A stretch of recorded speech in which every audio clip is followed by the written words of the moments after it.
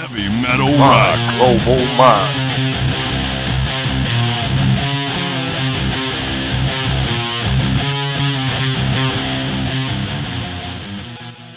Live and then you gotta die. Looking up high, I know just why the sky's so bright tonight. 'Cause every single star is somebody we love, and we never have to say goodbye. I'm Robert Cavuto, and today on My Global Mind, we are speaking with John Boecklin of Bad Wolves for the release of the furious new album, Die About It, out on November 3rd, just a few days. John, thank you so much for taking the time to speak with me today. Thank you, sir. Happy to be here. Oh yeah, what a furious album! I'm really digging it. Congratulations. Thank you, man. We spent quite a bit of time on this one, man. Yeah, so appreciate it. 8 days away from release or so. It feels good to finally get it out there. And like I was saying, I was just signing all the new vinyl and stuff for the pre-orders, and everything looks beautiful. The artwork, from the tunes to the artwork, we're real proud of it. It's a darker record, so. No, it's great. I think there's also a strong energy on the album, reminiscent and enthusiasm of the first two albums. From a creative standpoint, what do you enjoy about making music and drum arrangements when you focus on the new album? Well, in writing music with Bad Wolves, the process kind of usually starts with me. Drumming is usually not the most exciting part of it for me. It's usually the guitars and the orchestrating of the actual song with using program drums at first. That's where the real excitement and fun for me, the most exciting and fun part for me of making music, is that writing process, more so than touring or, I don't know, whatever accolades you would get from being a musician in a band. The writing when no one's around, but the band, is the most fun part for me. What is it about the song Bad Friends that made you feel, for the first single, that it really hit the mark of being a great song and representing the album? It's the intro, the way it's like leading you into a false sense of security. It's kind of a psych out, like you think it's going to be like a Post Malone Sublime song or something, and then it just turns into something completely more demonic than that. And also, I got a very, very positive peer review with that basic riff, the main heavy riff of that song, where people just seem to really gravitate towards it quite a lot. So I decided, and the band decided, that it was an obvious choice.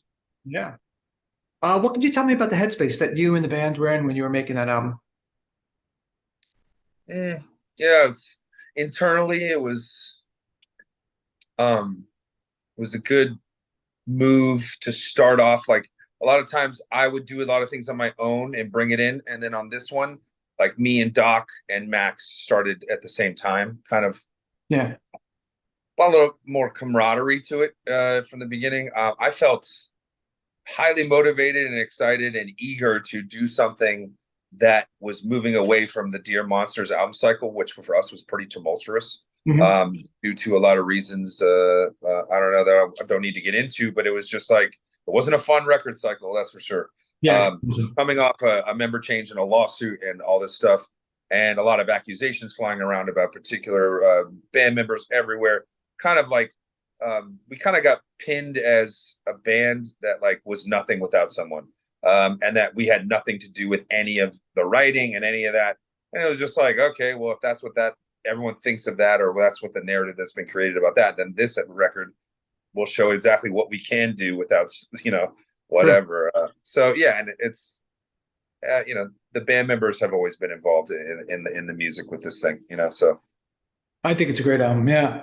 You know what fascinates me about your songs and your albums is the electronic elements and the rapping. Do you typically write those elements in mind, or are you with those in mind, or are you typically putting them in after the song is completed? Say, oh, let's put this here, let's fill this in here.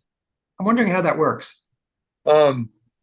Particularly the title track, Die About It, that's the most on the nose rapping that we've had in the band, pretty much.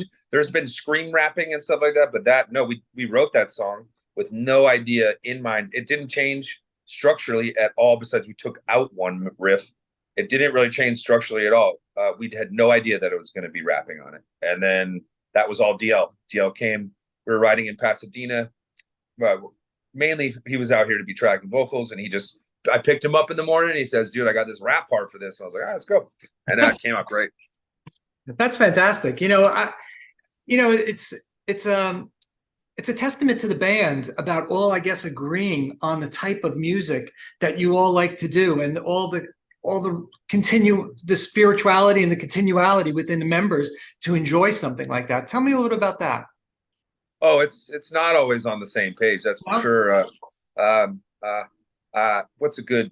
I remember Doc telling me on this one that some of the stuff I wanted to do was a little too Forever 21, if you will, like more of a teeny boppy kind of a version of rock and metal that he's not that interested in. But we always, once the vocals come in and stuff, you can it all starts to make sense. Do you ever bring in those ideas of the rapping and the electronic music? Do you guys? Yeah, I mean, well, the rapping, not on that particular song. It was none of that lyrically was my idea, and none of that, or not lyrically, but like cadence wise and rapping, none of that was my idea whatsoever. But yes, my role in this band is usually to start the writing process, just get things down very quickly. Like that's part of my main talent, is just like, okay, let's go away for 6 or 7 days and I'll come back and I'll have 6 or 7 song structure ideas, and then just throw it at everybody and see what they think and start from there. And then you play guitar and you play drums, right? Yes. And I see all the guitars there. I wasn't expecting to see all that. I thought you'd be in a drum room. Oh, you know what? These are one of these is my guitars.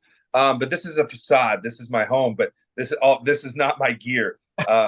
Max has come over to my house, brought his gear, and I'm working on another project with him for him. He's hired me to help him do his other things. Oh, that's pretty cool. Yeah, so it's definitely looking like you're like the lead guitar player in there. Yeah, yeah. I mean, I do have a studio here, but most of the shit isn't mine right now. Oh, okay. So you were saying you start off with a lot of the guitar parts. You come up with guitar parts too, along with Doc.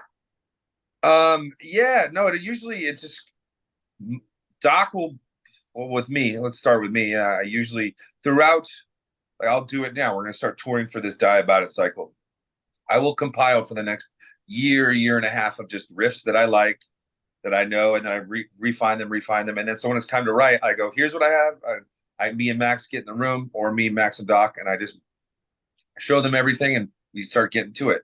So, and then Doc or someone like Max, if they work on something on their own, they present it to me, and I say, yes, I'd like to use this. Let's do it. You're like the Charlie Benanti of Bad Wolves.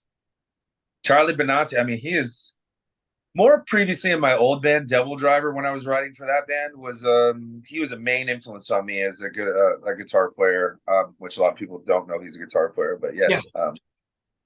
That always fascinated me, that he writes a lot of the stuff or majority of the stuff, I guess, for Anthrax, which is killer. Yeah, it was never really clear to me how much he does write or doesn't, but I know he's considered a main songwriter. And yeah, I've never been comfortable ever with not being sort of, if not the leader of the ship when it comes to the music, right below the main conductor. Like, I remember a time when we were sitting as younger kids in Santa Barbara at this restaurant, and we were talking with our parents about music and how we're going to get there. And this guy came up, he said, y'all trying to be musicians? We're like, yeah. And he goes, just one piece of advice. He was like, drive the train, don't ride it. And it was the dude, I forget his name. He was from the Beach Boys.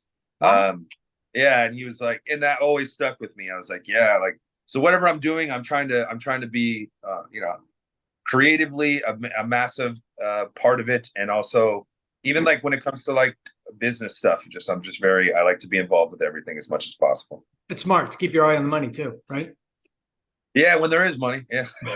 I asked Charlie many years ago when I spoke to him about, like, would he ever consider getting out from behind the drum kit and playing guitar live? And he said it terrified him. He said he would never do something like that. How about you? Same way. Like, let's be honest, I used to play a lot more guitar every day. I used to be much better at guitar. And at the age of my 43 now, and I've played with Lamb of God like twice, with like as a guest thing at the end, which was that song Black Label, which is one of their easier songs. So only 2 times I've really ever performed live, which is cool to say. Only Yeah. with Lamb of God, but in general, though, I would never. I'm not good enough. I don't have that. You know, you don't step on stage at 43 and start figuring it out on guitar. It's like there's too much to it, and it would be too nervous. I did consider for 1 week or so about being the guitar player in Bad Wolves and getting a drummer because it sounded like a fun idea, but then I think I would have just stressed myself out. Yeah, I'd be one of those guys just looking at my neck the whole time, not moving. I'd be nervous as all hell. Yeah, I mean, I started really putting it together. I'm like, well, okay, I think I can play things pretty good, but then playing live is a whole different fear. And I still struggle with drum things, and I've been playing drums for 27 years, whatever, how goddamn long, you know. So it's like, who am I to think that that's not going to be the same issue when I get on guitar? Right. So I figured I'd close that door, not do that. I get it. What song from your what song you found it from your standpoint on the drums? Oh, by far. Wait, are drums? Yeah, drums, guitar. What do you? Oh, well, are you talking about my favorite song? Well, yeah. What song from a particular? What are you fond of from either a drum perspective or a song perspective? Yeah, I would say Bad Wolves is not a band that, from a drum perspective, really like grabs people's attentions. Like it has the right beats, whatever, but it's not. We're not a band where you're supposed to, like, the drumming. Maybe the first record has some of that, and a little bit of the second, but I'm more focused on songwriting. But "Hungry for Life" is by far by far and away, I mean, my favorite song on the record. It's comes from an emotional place of fear of getting old, and where your accomplishments and how proud of your accomplishments you are. Because the older you get, and it's a young man's game in music, it gets kind of a little scary. You're like, wow, you know, I'm 43 now, still doing it. And it's about trying to ignite that fire again. Where I just remember when you were 23 and 24, everything just seemed thoughtless because you just were going forward at all times. And then when you're older and, you know, the aches set in more, the headaches are worse, and life's just so much more real than it was when you're in your early 20s. So yeah, a song about that called "Hungry for Life" is kind of like switching that light on and trying to find a lifestyle that makes you feel that way again. And it's not always accomplishable, you know. Yeah. Speaking of accomplishments, you guys have really managed a tremendous amount of accomplishments in such a short period of time, with, you know, hits on the radio and gold albums. What do you attribute that success to? How did it all come together? It's like I started the band in like 2013, 14. And then the lineups were complete. Pretty much the first version of the band was completely solidified by like 2018 or 17. And then a lot of, when it comes to the success of, say, Zombie, it's a definition of lightning in a bottle. And that's a really negative way to even say that, almost, because it's, if I can be completely honest, the success of that song was based around Dolores's death. And it's really a weird thing to navigate when you're like, well, this really wouldn't have happened if she didn't pass away. And it's so then, you know, how are you supposed to celebrate that? Yeah, it's true. You know, so yeah. And then the success of that really changed the trajectory of the band in terms of, oh, okay, this is like Zombie came out before our album was released. And then it was, you know, we really kind of, every other song on that record is a straight gent, heavy metal band with singing. And then we completely realized that we have a fan base now that we can pay attention to, which is more rock radio. Right. And that's how the thing kind of went from one thing to the complete next. And it's just still weird to talk about, you know, like it almost feels kind of like an Alien Ant Farm thing, like a one-hit wonder in that regard. And then everything else is just still, we have the next single, "Hear Me Now," went gold, which is a song I'm super proud of that I had a lot to do with. But Zombie wasn't really the old singer brought that version in, you know, and we released it, and what happened there is just, this is the wild story, you know. Yeah, you know, we all know the whole story with the other singer, but was was there any nervousness about putting this out, you know, and trying to be better than what you were in the past and get more hits and get more sales? And, you know, is there that in the back, you're weighing in the back of your mind? Putting this out? Yes. No, because I know it's impossible. This band will never see the likes of a song. I don't believe. I mean, unless it was another, except lightning doesn't really strike twice like that. I mean, I remember even our radio person was like, when Zombie was going on, they were like, "Hey, man, like, just so you know, like, this is not normal whatsoever. Like, you're like, this is a crazy way to start off a band, but like, this probably you will never see this again." Like, like, all right. So Well, that's not very confident. That's not very confident, right? Well, it's called being like, it's the word, just honest. Like, she herself was like, I've never seen a fucking song take off like this. Like, for rock and radio. I mean, it wasn't just active rock. Like, it was way bigger than that. Yeah. And it's now past 3 million in sales. And I know when I see these plaques of my favorite bands, say Pantera, Vulgar Display of Power, that only sold 2 million. It's crazy to think that a single from a cover of something that I was a part of, or like sold more than some of my favorite records of all time. Yeah. It's in a much more what's the word, diluted market, where it's harder to do those things. Did you get a plaque?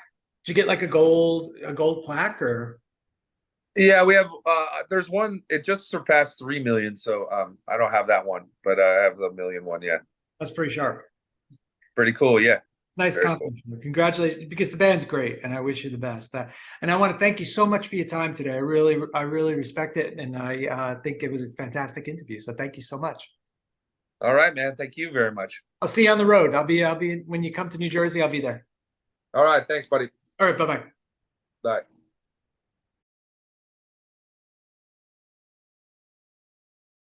Heavy metal rock. Global mind.